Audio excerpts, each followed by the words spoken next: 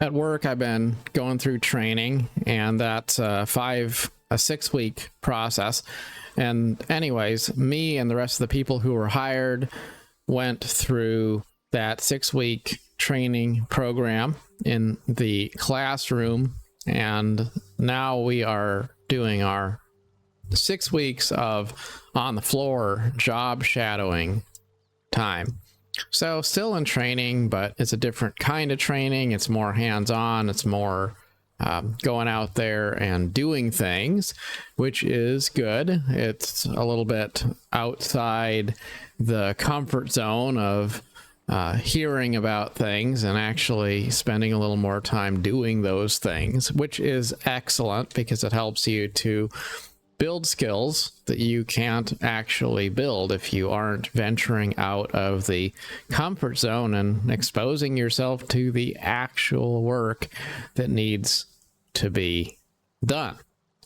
Anyways, last week, me and the others of my peer group got to graduate from that classroom training, and the leadership team in my building bring us into the auditorium and make a little deal out of it and give us little diploma things that they have printed up, and we get to drink fake champagne and take a picture and sign a poster that's going to go on the wall. And all in all, it is kind of nice, kind of cute, and pretty ridiculous if you think too much about it and aren't on board with the corniness of it all. But that being said, it is a nice culmination to the last 6 weeks of probably goofing off more than anything else that we have done in that training class. But anyways, I did want to take a little bit of something useful away from that opportunity to hear the leadership go around the room and give us their little bit of wisdom on how to be successful. And bear in mind, a lot of these people have been around for a while, somewhere between 5 and 30 years.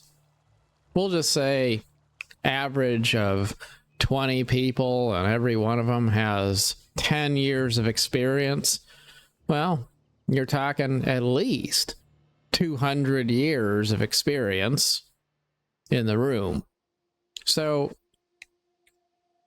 when they give their feedback, their high level advice, that's essentially the result of a couple hundred years of experience that they're drawing off of cumulatively.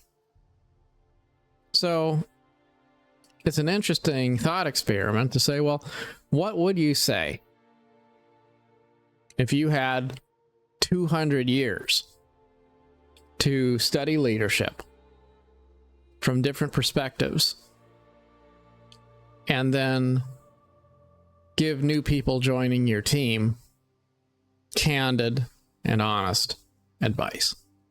Well, this is what we landed with. First thing, ask questions. And I thought that's a good one because it's so easy to not necessarily call an audible when you feel like you don't know something or you feel like something isn't quite right. You don't necessarily challenge it. You don't necessarily make noise. You don't necessarily want to make it known that you don't know. You don't necessarily want to make other people inconvenienced. And so it's really easy in life and in our careers and really anywhere to not ask questions that are inconvenient, to not really make waves, to not inconvenience anyone, and then to resultingly find yourself in a position where you've never really made waves, you've never really challenged anyone, and then you don't find that you have the tools you need to be successful because you haven't really asked the right questions. You've just kind of kept it to yourself and pretended that you know more than you do, or pretended things are fine, and other people don't realize that you don't have the tools you need, or you don't understand something, or whatever it might be. And, sometimes people make their way through their whole professional lives that way. They don't really have a good understanding of certain aspects of a business or something like that, and they never try to learn. They just try to make sure they're never in a position where they need to learn.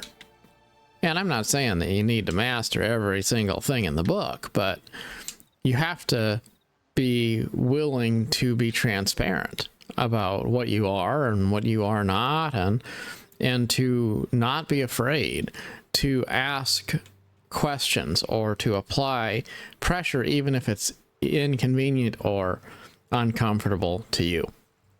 And that leads to the next thing. Be wrong.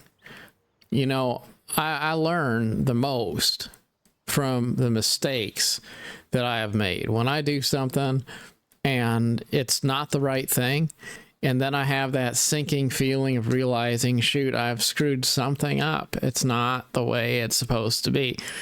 And now somehow, maybe with the help of others, but still somehow, I'm going to have to figure out how to make this right.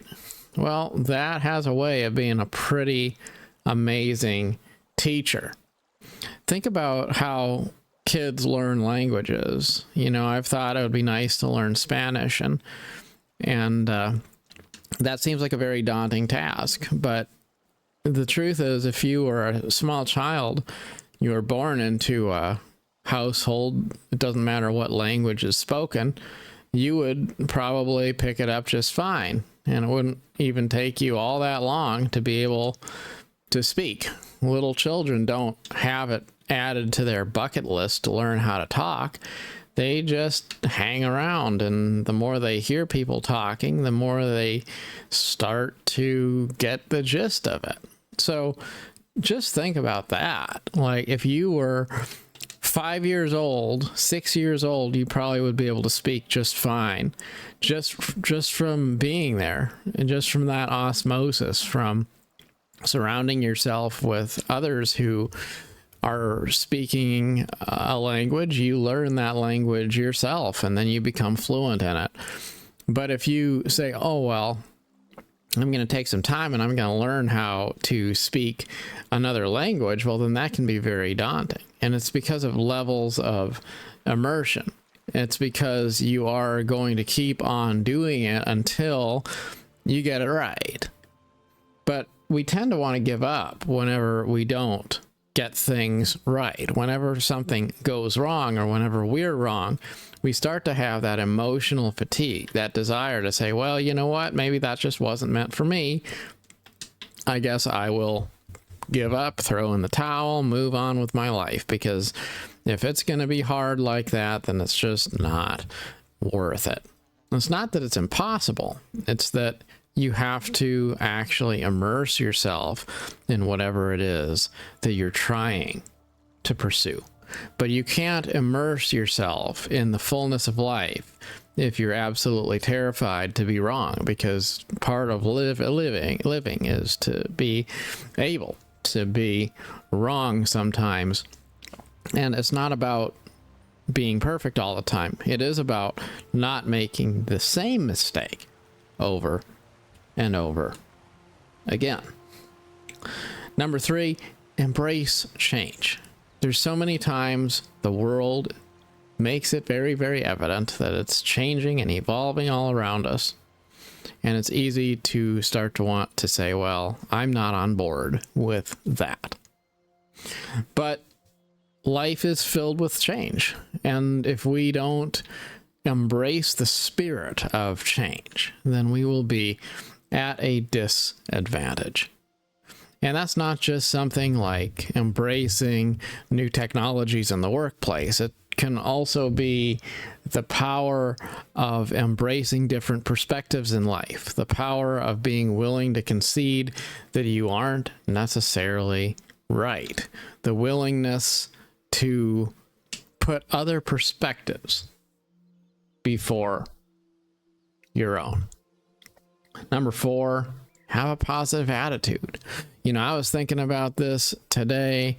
I was on the floor training, and I started to realize, like, the guy who I was training with was, I could tell he was a little bit frustrated because he's getting overloaded in his workload, and I'm over there trying to ask more questions, and he's trying to kind of divide his attention between different things that need to be done and trying to train. And, you know, it's just a little bit frustrating, and I get it. But then there's this moment where he kind of, you can tell, like, he just put a little bit more effort into being patient and being graceful, because, you know, that's kind of the person he wants to be. You know, and I was finding myself too in moments where I was frustrated as well, like frustrated maybe at myself for not getting something all that quick, or frustrated because I wanted to maybe ask a question and, you know, other people around are busy or whatever it might be. And then I also made a point to remind myself that I'm part of a purpose that's higher than myself. So I don't want to be negative about anything. I want to be positive. I want to be happy and smiling and all of that stuff. So I also made a conscious choice to be respectful and to be graceful. And, you know, those are the kinds of things which add up and mean so much when people are benevolent and graceful and generous with their time and with their energy, and they're always trying to find ways to make someone else's day or life better. Having a positive attitude makes all the difference in the world.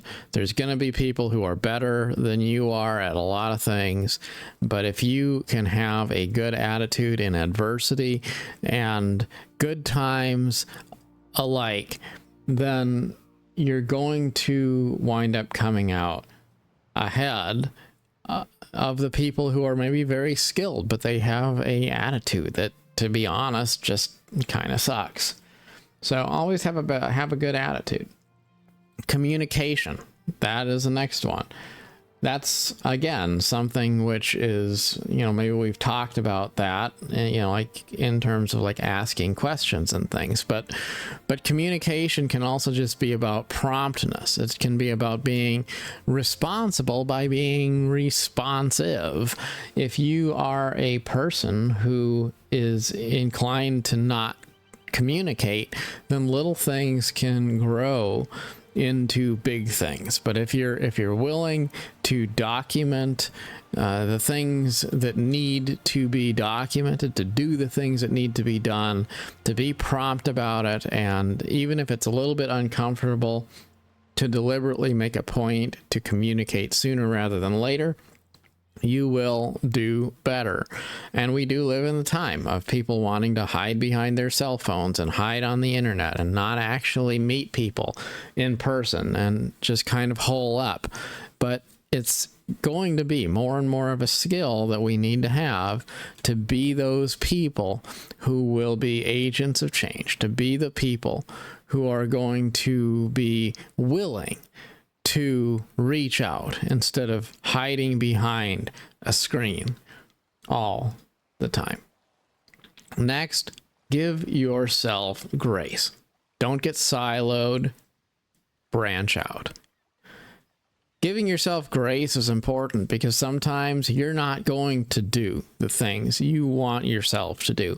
You're not going to have the skill you wish you had. You're not going to have the ability you wish you had. And that's going to be a little bit disappointing. But if you give yourself grace, then you will understand that there's a difference between a learning opportunity and a true failure. In general, most of the things we do in life are not life and death things. It's not going to be generally something where you make a mistake that you cannot come back from. Now, there's integrity things that can cost you your reputation and cost you trust and stuff like that. But in general, it's not really that big of a deal. A lot of the things that we are looking at in life with this sense of fear and worry and anxiousness, the world is not going to end because of some little thing going on at work or some honest mistake that you've made along the way. So don't worry too much about those things that, maybe you'd blame yourself for. Give yourself grace. Another one, live every day as if it were a job interview, because it is. And that's true. Like, you should be the right kind of a person all the time. Live a life which is consistent with your values, whether people are watching or not. If you're the kind of a person who is deeply unprofessional until you think that people are watching, and then you suddenly put on a particular facade and you act like a different person, well, you're kind of missing the point. You should be the right kind of person all the time. And if you live your life like that every single day, day in and day out, that is going to give you a pretty significant return on your investment. Think before you respond. That's another big one. Sometimes if you wait 3 minutes, what you would be inclined or tempted to say changes. Sometimes if you wait 24 hours to say something or do something, you would have a little bit more perspective. You would have a better opportunity to make the most of your situation without going down the road of getting lost in the weeds and saying something that you regret. Being willing to show restraint and to think before you respond. It's a super important thing to be a good steward, not just of the things you have in your life, but also the things that come out of your mouth. Be curious and share ideas. It's easy to give up on curiosity. It's easy to give up on imagination and just be this stiff, rigid person who's, trying to do the right thing, trying to focus on success, but they don't really have any true imagination. They don't have any sense of wonder in their life. You don't want to be a person who's got no curiosity, got no imagination, just kind of exists going through the motions.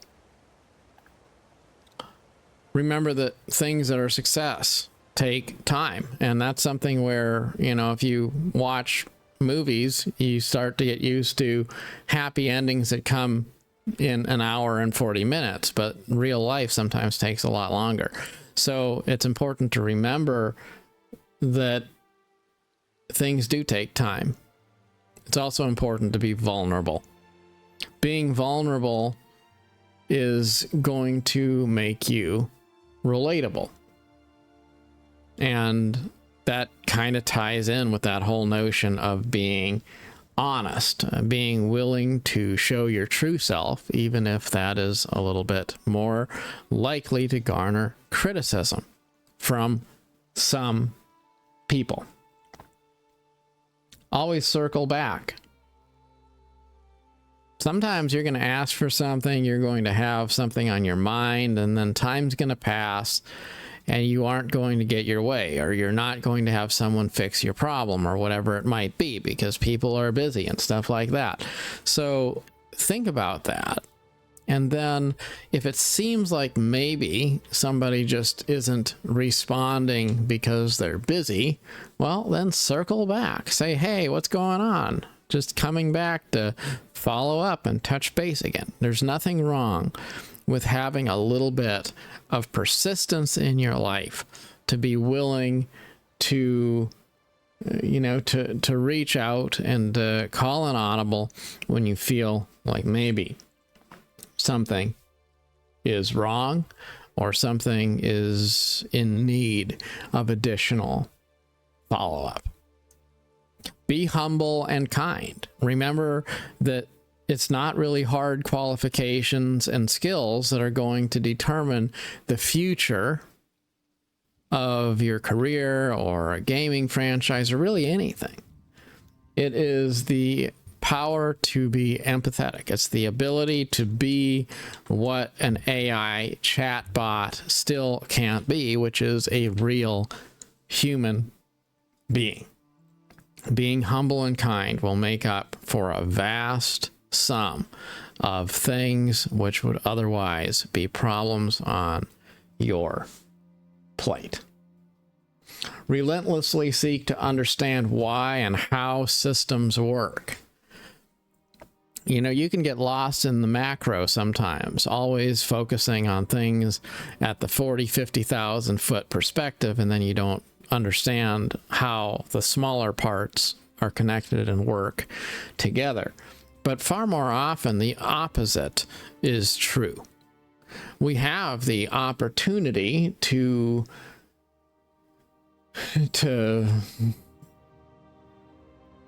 be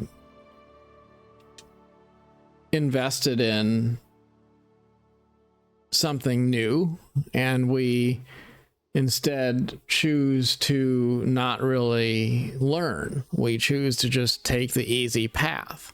Well, it's kind of like at work. Sometimes there's been, new platforms that come out, new software programs, new ways of working, and people always want to stick to the old ways. And sometimes there is value in tradition, but not if you are incapable of adapting. If you're a person who is naturally curious, if you're a person who embraces the idea of learning new things, of evolving, of changing your position, well, that'll be a useful skill in your arsenal. People who are willing to adapt, that's half the battle, right? So don't be rigid in your interpretation of the world. Study leadership. The truth is, if you want to be more successful, then surround yourself with people who are drifting in the right direction, and then you will go in the same direction as them. That seems like, maybe it's a no-brainer, but the best way to be a good leader is by studying and copying good leaders. And then, eventually, if you copy them enough, you probably will find that you start to genuinely have some of those traits that you set off to learn. Don't make excuses. That's a simple one that we've all heard before, but I think a lot of it comes down to not just don't say something that sounds like an excuse. It's more about making sure that you don't have an excuse-driven approach to life. Take ownership of your piece of the pie. Don't try to pass blame. Don't try to make excuses and say, hey, well, here's why something went wrong. Just own it and move on. That's the best way to grow in life, by making no excuses and taking firm, consistent accountability for the life that you have. Be compassionate when others do not understand. And you'll find in life, there's sometimes when you don't understand something and you need someone to show kindness and empathy and a spirit of teaching for you. So always pay that forward. Be a person who is willing to, to be showing grace when you're in the presence of other people who maybe don't have all the answers. As somebody once said, a good leader is the person who knows how to create a leader who knows how to also make new leaders. It's all about those 3 generations It's not about getting people to follow you. It's about inspiring 2 generations beyond you. That is kind of interesting way to look at it. Remember that distance doesn't end attachment. And when we were talking about this, the example was, you start off in one particular role and maybe you move to a different building or you move up or whatever it is you're doing. But when you change the position you're working and you evolve as time goes on, there's going to be times when one thing ends and another thing begins. But that does not mean that the relationships that you have formed along the way won't come with you. And I know that in my own personal life. It's so true that the relationships you have in life are going to be formative experiences that impact your career and a lot of things along life's pathway, far more than just your effort. We have this idea, just pull yourself up by your bootstraps, right? But the truth is, we don't really pull ourselves up by our bootstraps. We are given grace that maybe we don't deserve. We are part of something greater than ourselves, and that grace that we are given, that is the reason why we're able to grow, we're able to do more. So always work to keep your old flames, old relationships alive if you can. Now, that does not mean you should align with them unconditionally if people are doing the wrong thing, but don't burn bridges either, right? Build positive relationships. Go out of your way to take the first step and reach out. And we've talked about other things that are similar to that, like ask questions, for example. But being willing to go out of your way to take the first step and reach out, well, just remember, you're there in life. You're there to be an advocate for others. So if you need to reach out, if you need to ask for help, well, don't be afraid to do it, because when you ask other people for help, it gives them a sense of purpose to put them in a position where they can help you. And it's an investment in other people who will then be able to have an experience that maybe you as a player or as a person were never able to have. Don't let people down. Now, that one is a little bit less touchy-feely. It's just the truth. When people invest faith and hope and belief and confidence into you, don't let them down. Stop jumping around, toggling between different things. Just be faithful. Be faithful when you're soaring high in the sky. Be faithful when you don't seem like you have anything going on. It's really just that simple, that life winds up having a better look when it's viewed through the lens of faithfulness. Real training, finally, begins when the official training ends. And that's something that's important to realize, because you can say that you're ready and prepared all you want, but the truth is you're not really ready or prepared until you actually learn how to do something by physically doing it. And that's why I've thought it's important to focus on the, on being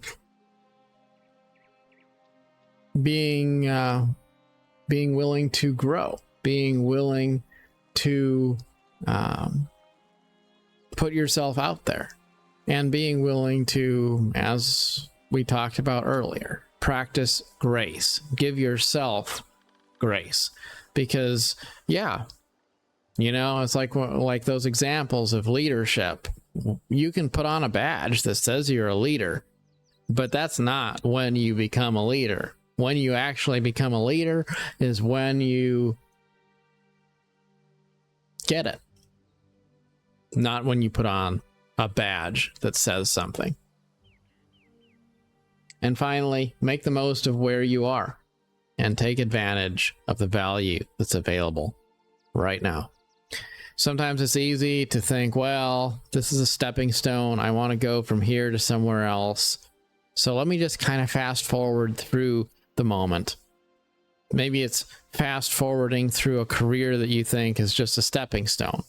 Maybe it's fast forwarding through a day that could be savored and enjoyed, that could be special, and instead you kind of get lost along the way because you're trying to fast forward through the experience and get to the other side. It's like when people say that some particular MMO is going to be good if you put 200 hours into it. Then after the first 200 hours, it gets good.